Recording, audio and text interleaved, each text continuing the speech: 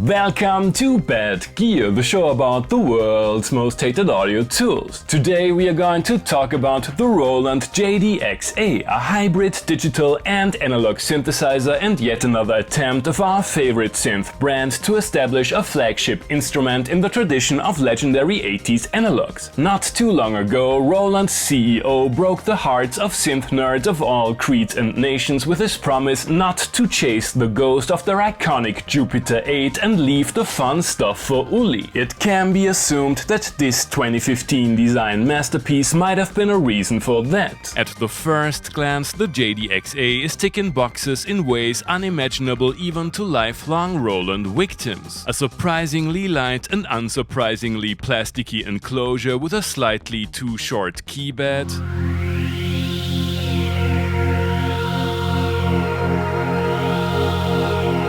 with aftertouch,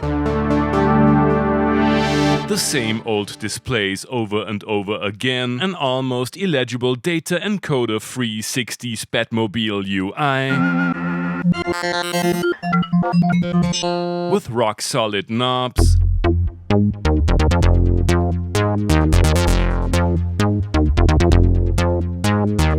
and wheels, and a retro Roland modulation thingy, and enough space for fingerprints to get an entire international crime syndicate behind bars. In case you hated the radioactive green of Iras, your retina will now be destroyed by red LEDs. The synth is based on an opaque amalgamation of a digital supernatural engine, known from yesteryear's greats like the Integra and a polyphonic version of the analog mono found in the JDXA. It can be used as 4 independent analog monos too, which are addressable with a dedicated MIDI channel, sequencer track or keyboard zone. All this amounts to a total multitimbrality count of 8 when combined with the 4 digital parts.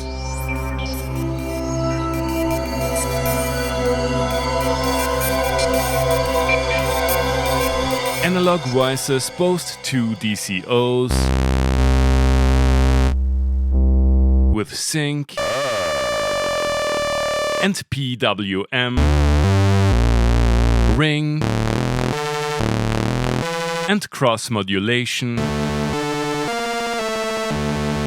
Can be used internally or combined with an external signal, noise, or one of the digital voices. Nice! There are 3 envelopes and LFOs. And the filter section comes with an additional high pass, a drive parameter, and 2 classic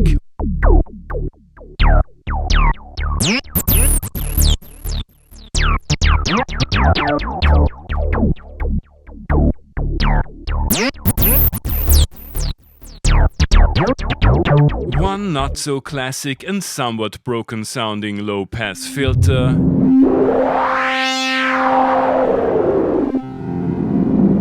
and high and bandpass options. Digital voices can be routed through the analog filter too, which can be confusing at times. Speaking of, the 64 supernatural voices offer 3 partials of top-notch workstation material per voice, ranging from iconic waveforms to similarly iconic Rompler staples. Ideal for traditional keyboard sounds and openly digital tones. Synth engine structure is quite similar to the analog section with a few corners cut. Sound can be rounded off with a multi-FX unit, which not only provides bread and butter processing, but also takes a deep menu dive into the vast collection of Roland algorithms. The versatile vocoder can be applied to every pitch. Each part and 8 external voices can be triggered by the internal sequencer, which is a run-of-the-mill 4-bar model with TR-style racing stripes and its own metronome output. I found it a bit frustrating to use, and it can't hold a candle to specialists in that field. The strictly key-synced Arpeggiator is nice though. Presets range from mellow Gouda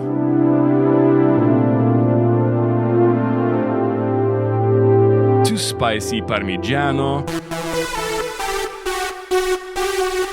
classic yellow American, and pungent Limburger.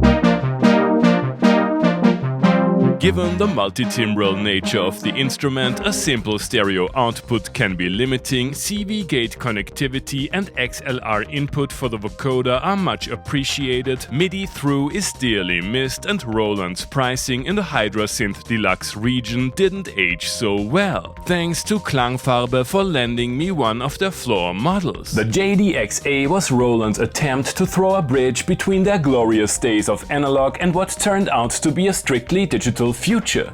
Is it best of both worlds, or did they release another half-baked product? You have already heard the synth in today's intro tune. I had to ask it very nicely to spit out somewhat characterful sounds like this. Let's focus on the analog section for now and add only a twist of FX in an obviously digital pad.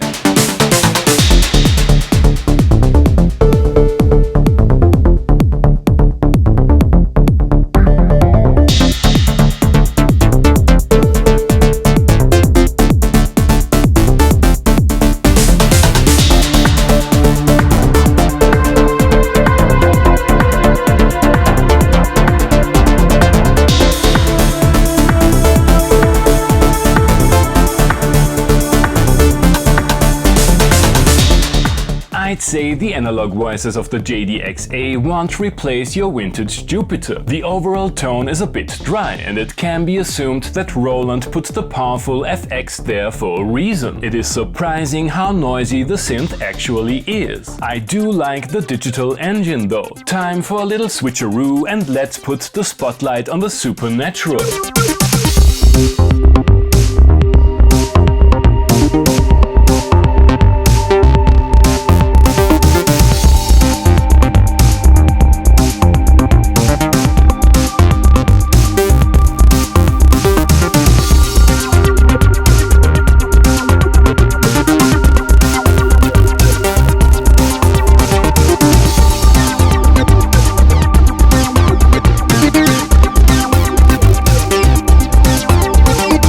That makes much more sense. While the analog engine really shines when used for more delicate tones, the big and punchy digital sounds do the trick here. However, it does come with an unhealthy dose of menu diving, and I didn't really click with the internal sequencer. The JD-XA is all about combining the two worlds. I wanna know if the whole is more than the sum of its parts in this strictly Rolandian and slightly dated worst of both worlds synth waving contest.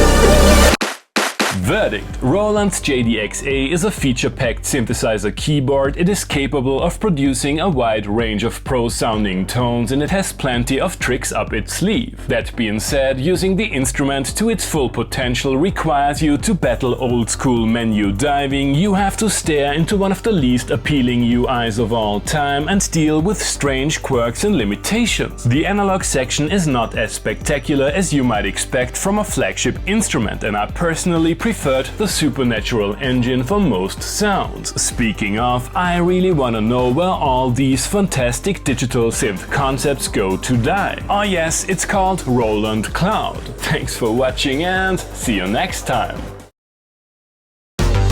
Hey guys, I hope you enjoyed the episode. Feel free to like, subscribe, become a patron and leave a comment what other kind of gear you would like to see and hear on the show.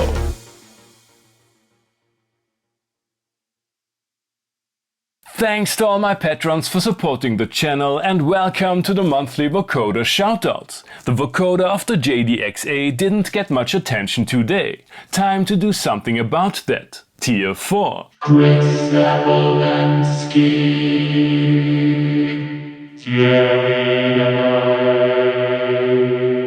Thomas die Verfahren.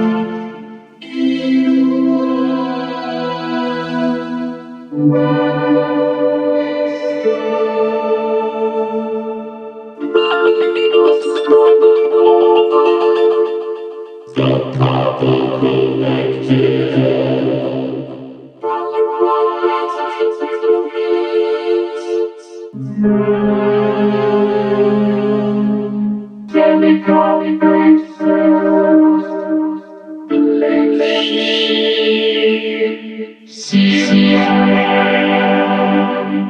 Tier 6.